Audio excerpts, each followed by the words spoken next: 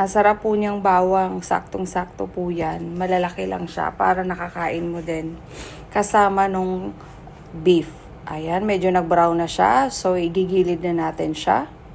Pagkagilid, ayan, ilalagay na natin yung mga hiniwa nating beef. Saglit lang po ito, lutuin ilang minuto lang. Kasi ito yung tinatawag nilang Wagyu beef. Hindi siya matigas. Malambot lang po yan at napakadaling lutuin lang. So kung nagkikrave ka ng Wagyu beef, may nabibili po sa Carrefour ng mura lang, affordable. Yun yung parang mga retaso yata nila yan.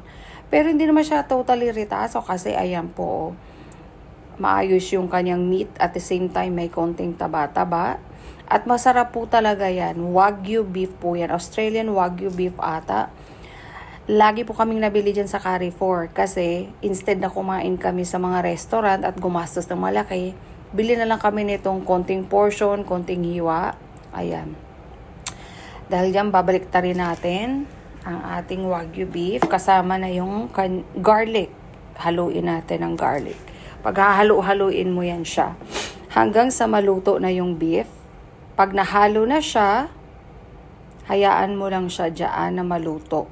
Ilang minutes lang po yan at maluluto na agad. Pagka hindi na nag-change na po yung kulay niya, hindi na wala na yung pula-pula, luto na yan. So, ilang minuto lang talaga, very easy, napakadali. Hindi po ito katulad ng ibang beef na matigas, matagal lutuin. Ito po ay mabilis lutuin lang, ganyan. Halo-ulit, baliktarin mo para maluto yung kabilang side. Ayan, tapos hayaan mo na siyang kumulo.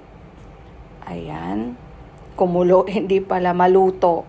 Ayan, dahil naluto na siya, ililipat na natin sa plato para ready na tayong kumain. Ayan na siya, lipat na natin. Ang sarap. Ganyan po kasarap. Masarap po yan. Konting salt lang nilagay ko dyan. Ayan. Masarap po talaga yan. Wagyu beef. Pag kayo ay nag-crave, punta lang kayo sa Carrefour. Meron silang mga malilit na hiwa lang.